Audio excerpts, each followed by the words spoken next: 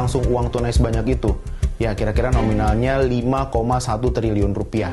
Kalau belum, jangan sedih, sama kita berarti. Saya juga belum pernah lihat langsung tumpukan uang tunai sebanyak itu. Ya memang sih, nggak semuanya dalam bentuk rupiah, ada juga yang dalam bentuk dolar Amerika Serikat. Ya, itu adalah barang bukti yang disita oleh Kejaksaan Agung terkait kasus mega korupsi yang menimpa bos PT Duta Palma Group Surya Darmadi. Karena kelakuannya ini, beliau tersandung kasus korupsi penguasaan lahan sawit dan pencucian uang yang juga menyeret bekas Bupati Indragiri Hulu, Raja Tamsir Rahman. Nah, itu baru satu dari sekian banyak rentetan kasus mega korupsi yang terjadi di Indonesia. Yuk kita coba intip ada kasus-kasus korupsi apa lagi yang terjadi di Indonesia yang merugikan keuangan negara dengan nilai fantastis hanya di Lensa Berita kali ini.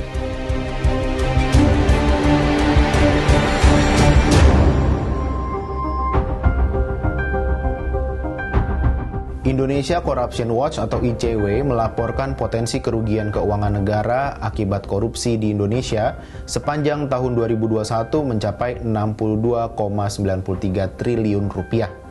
Jumlahnya meningkat jika dibandingkan tahun 2020, yaitu sebesar 56,74 triliun rupiah. Tahun 2020 dan 2021 bukannya lagi pandemi ya. Banyak perusahaan bangkrut dan karyawan di PHK. Lah, korupsinya kok malah makin gila? Nah, nilai kerugian negara akibat kasus korupsi sepanjang 2021 ini sebagai korupsi terbesar dalam 5 tahun terakhir. Tapi sepertinya di 2022 ini nilai kerugian negara akibat korupsi akan menjadi yang terbesar dibanding tahun-tahun sebelumnya. Salah satunya adalah atas sumbangsih korupsi yang dilakukan oleh Surya Darmadi. Nilai korupsinya merugikan keuangan negara dan perekonomian negara mencapai 104,1 triliun rupiah. Jumlah ini meningkat dibanding perhitungan sebelumnya yang dirilis pada 1 Agustus 2022, yaitu sebesar 78 triliun rupiah. Nah, sebenarnya pendekatan memakai instrumen kerugian perekonomian negara ini masih jadi perdebatan dan jarang digunakan. Karena pihak kejaksaan harus bisa membuktikan beberapa hal. Salah satunya adalah hubungan kausal antara perbuatan yang dilakukan Surya Darmadi dengan kerugian perekonomian negara yang mempengaruhi pendapatan negara misalnya. Kalau ini bisa dibuktikan dalam persidangan, bisa dibilang ini jadi kasus korupsi terbesar sejauh ini. Nah, bagaimana sih sebenarnya perjalanan kasus beliau? Bos Duta Palma Group Surya Darmadi adalah pendiri sekaligus ketua Darmex Agro Group yang didirikan di Jakarta pada 1987 melalui anak perusahaannya PT Duta Palma Nusantara. Darmex Agro ini merupakan salah satu korporasi terbesar dalam bidang perkebunan dan pengolahan kelapa sawit di Indonesia. Surya Darmadi sendiri pernah masuk dalam daftar orang terkaya ke-28 menurut Forbes pada 2018 dengan nilai kekayaan mencapai 1,45 miliar dolar Amerika Serikat atau sekitar 20,73 triliun rupiah. Surya Darmadi mulai terlibat perkara korupsi sejak KPK menangani kasus suap revisi alih fungsi lahan hutan di Provinsi Riau kepada Kementerian Kehutanan pada 2014. Saat proses penyidikan, Surya Darmadi diduga menyuap bekas Gubernur Riau Anas Mamun sebesar 3 miliar rupiah melalui perantara Gulat Manurung. KPK sempat memeriksa Surya dalam perkara ini, bahkan mengajukan pencegahan kepada imigrasi supaya Surya tidak bisa bepergian sejak November 2014. Akan tetapi, Surya diduga kabur untuk menghindari proses hukum. KPK sendiri sudah meminta bantuan National Central Bureau (NCB) Interpol Indonesia untuk mencari Surya Darmadi. Dan sejak Agustus 2020, NCB Interpol Indonesia menerbitkan Red Notice terhadap Surya Darmadi. 15 Agustus 2022, Surya Darmadi akhirnya menyerahkan diri ke Kejaksaan Agung Jakarta. Ia mengakhiri pelariannya dengan terbang dari Taiwan menggunakan pesawat China Airlines CI761 dan mendarat di Bandara Soekarno-Hatta, Tangerang, Banten pukul 13.30 waktu Indonesia Barat. Setibanya di bandara, Surya langsung digelandang ke kantor Kejaksaan Agung dan menjalani pemeriksaan oleh tim penyidik Kejagung. Surya menjalani pemeriksaan sekitar 3,5 jam dan kemudian dilanjutkan penahanannya di Rutan Kejagung Cabang Salemba, Jakarta. Nah, jadi gini, ada dua kasus yang membelit Surya Darmadi. Pertama, kasus yang ditangani oleh KPK sejak 2014 yang sudah saya paparkan sebelumnya, di mana Surya Darmadi terlibat dalam kasus penyuapan bekas Gubernur Riau Anas Ma'amun terkait revisi alih fungsi lahan hutan di Provinsi Riau kepada Kementerian Kehutanan. Kedua, pada 1 Agustus 2022, Kejaksaan Agung menetapkan Surya Darmadi sebagai tersangka kasus korupsi perizinan perkebunan kelapa sawit dan tindak pidana pencucian uang di Kabupaten Indragiri Hulu, Riau, yang juga menyeret bekas Bupati Indragiri Hulu periode 1999-2008 Raja Tamsir Rahman. Adapun persidangan kasus ini sudah berjalan. Kita tunggu aja ya gimana nanti vonisnya. Nah, gimana? Udah mulai panas? Oke, kita lanjut ke kasus berikutnya. Nah, kasus berikutnya ini melibatkan PT Trans-Pasifik Petrochemical Indotama dan BP Migas.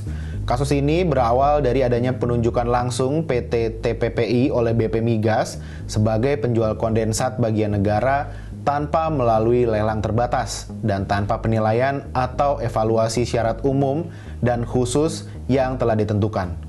Nah, kondensat sendiri ini merupakan residu dari gas alam yang dimurnikan menjadi bentuk cair atau bisa disebut juga minyak mentah. Kong kali kong ini dimulai dari surat yang dikirimkan oleh Dirut PT TPPI saat itu, Honggo Wendratno, kepada Deputi Finansial Ekonomi dan Pemasaran BP Migas, Joko Harsono, untuk membeli kondensat langsung dari BP Migas sebagai bahan baku pembuatan BBM. Alasannya agar BBM ini nantinya bisa dijual lagi untuk membantu memenuhi kebutuhan dalam negeri. Nah, surat permohonan itu disetujui oleh Joko Harsono. Kemudian PT TPPI ini mengolah kondensat bagian negara yang seharusnya menjadi produk migas seperti RON 88 atau premium, kerosin, dan solar yang dibutuhkan oleh PT Pertamina menjadi produk-produk olahan kondensat yang tidak dibutuhkan oleh PT Pertamina. Akibatnya, semua produk olahannya ini dijual tidak ke Pertamina tapi malah ke pihak lain. Nah, terhitung sejak 23 Mei 2009 sampai 2 Desember 2011, sebanyak 33.089.400 barel kondensat bagian negara diserahkan BP Migas kepada PT TPPI dengan nilai 2,71 miliar dolar Amerika Serikat atau sekitar 37,8 triliun rupiah. Bekas Dirut PT TPPI Honggo Wendratno yang hingga kini masih buron telah divonis dalam sidang secara in absentia 18 tahun penjara dan denda 1 miliar rupiah. Dari kasus korupsi minyak mentah, kita geser ke kasus korupsi asuransi yang melibatkan dua tersangka yang sama di dua kasus yang berbeda. Apalagi kalau bukan kasus PT Asabri dan PT Jiwasraya yang melibatkan Heru Hidayat dan Beni Cokro-Saputro. Kasus Asabri ini merugikan keuangan negara hingga 22,7 triliun rupiah. Nah, di kasus Asabri, Heru Hidayat dijatuhi vonis nihil oleh majelis hakim. Dengan pertimbangan ia sudah mendapatkan vonis pidana penjara seumur hidup di kasus PT Jiwasraya. Sedangkan Beni Cokro-Saputro belum mendapatkan vonis dari majelis hakim. Kasus Asabri ini bermula dari 2012 hingga 2019, di mana Dirut, Direktur Investasi dan Keuangan, serta Kadif Investasi Asabri menjalin kesepakatan dengan pihak di luar Asabri yang bukan merupakan konsultan investasi maupun manajer investasi, yakni Heru Hidayat, Beni Cokro-Saputro, dan Lukman Purnomo Sidi.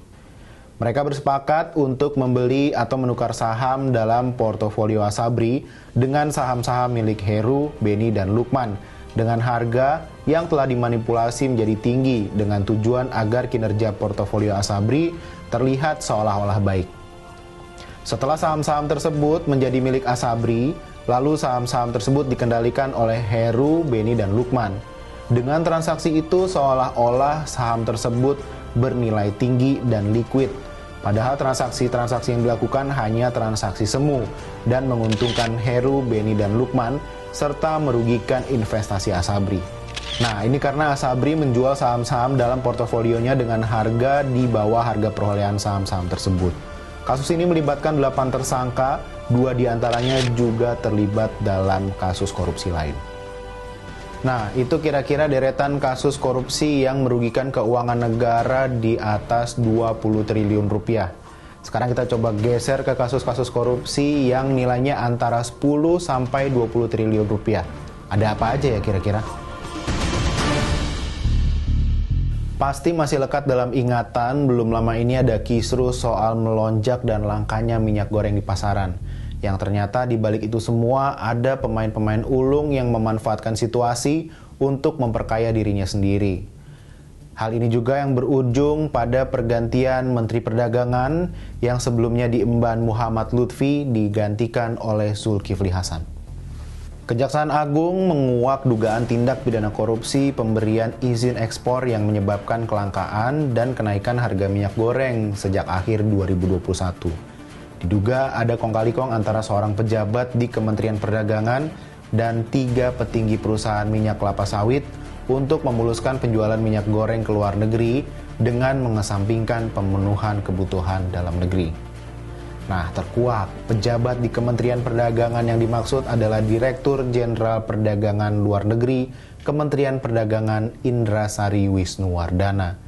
Adapun 3 petinggi perusahaan minyak kelapa sawit tersebut adalah Komisaris PT Wilmar Nabati Indonesia, Master Parulian Tumanggor, Senior Manager Corporate Affair Permata Hijau Group Stanley MA, dan General Manager Bagian General Affair PT Musimas Pikare Togare Sitanggang. Tidak lama kemudian, Kejagung juga menetapkan Wei Binanto Halim Jati alias Lin Che-wei yang dianggap sebagai bawaan Indrasari sebagai tersangka. Dalam kasus yang merugikan keuangan negara mencapai 18 triliun rupiah ini, yang juga jadi perhatian adalah keterlibatan seorang Lin Che-wei. Melihat perannya yang sangat menentukan dalam pengambilan kebijakan, diduga Lin Che-wei ini tidak hanya sebatas analis, tapi dia juga punya relasi lebih dengan pihak di luar pemerintahan.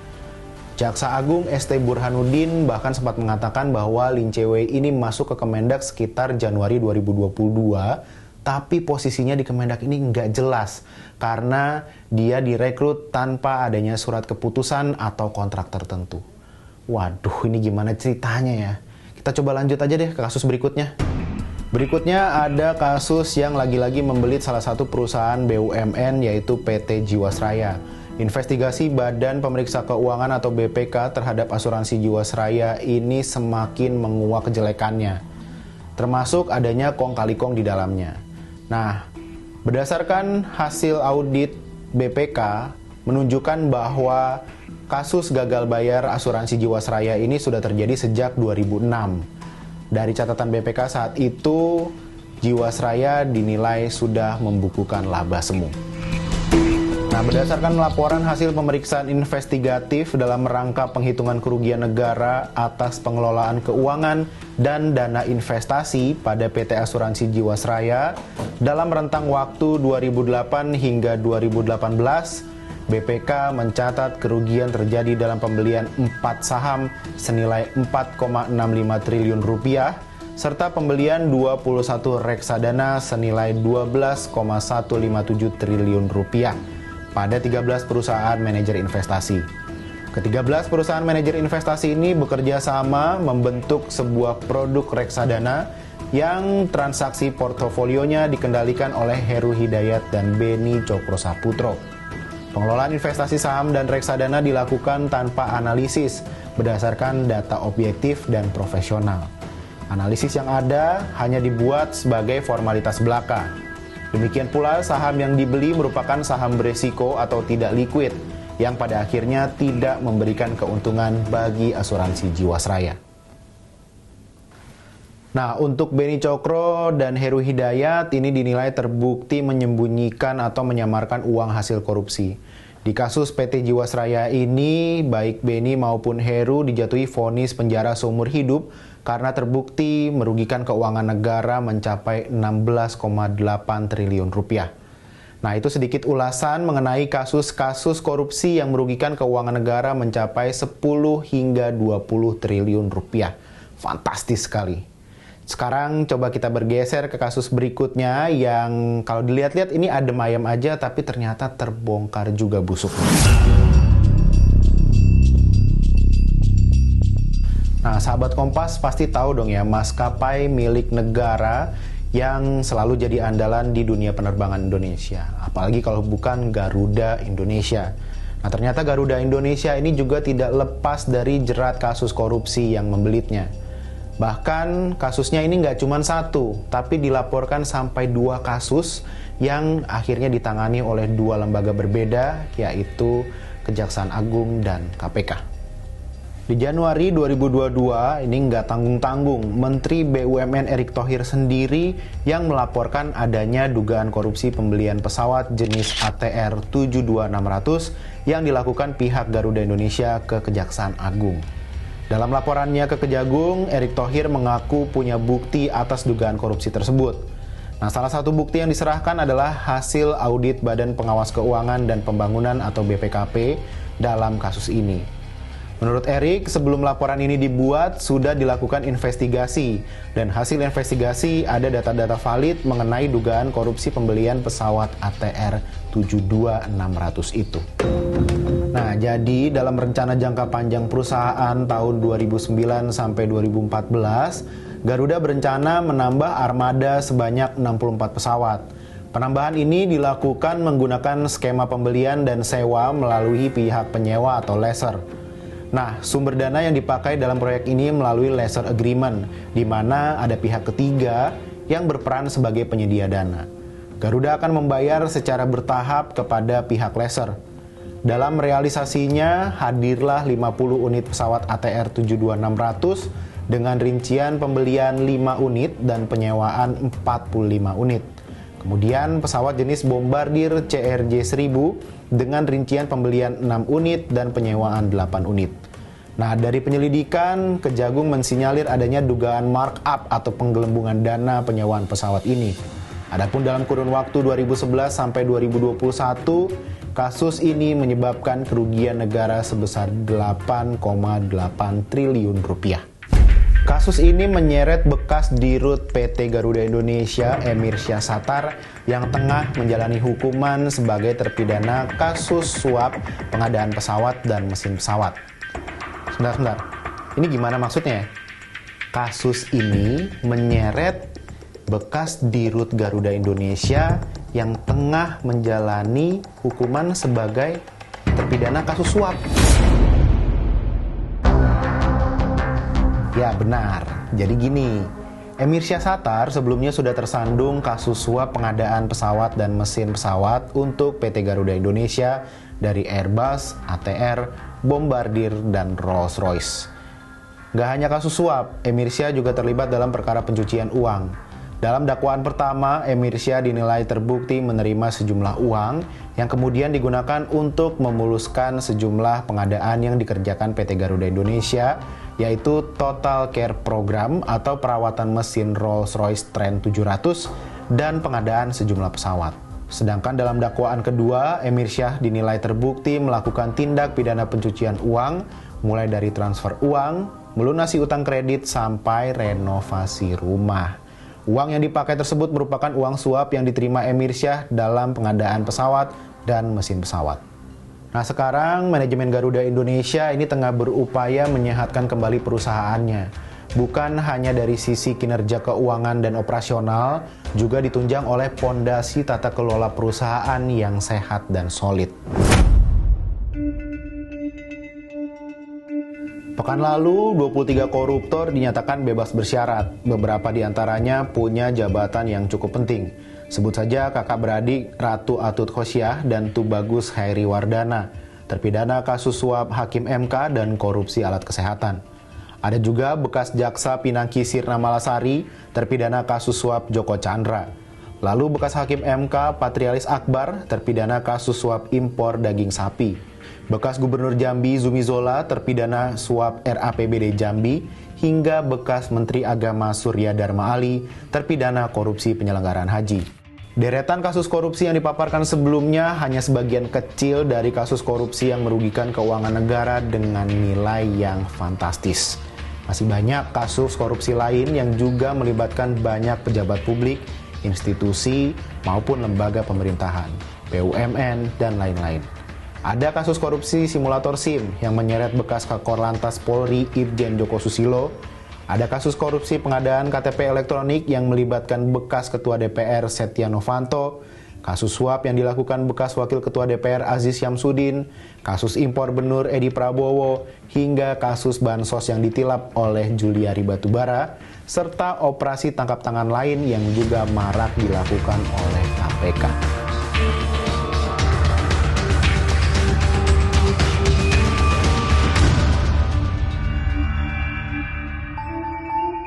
Praktik korupsi memang bukan hal baru yang hadir di tengah masyarakat. Kebiasaan memberi upeti pada periode autokrasi sampai korupsi di zaman kolonial ini jadi bagian yang gak terpisahkan dari catatan sejarah korupsi di Indonesia. Nah, bisa jadi catatan sejarah panjang inilah yang akhirnya menyebabkan praktik korupsi terus tumbuh di tengah-tengah masyarakat. Pemberantasan korupsi butuh perjuangan dan komitmen terhadap nasib korban yang menderita, serta tanggung jawab kepada generasi di masa mendatang. Bukan justru keberpihakan kepada koruptor yang telah menjalani masa hukuman dan katanya sudah berbuat baik. Lihatlah korban.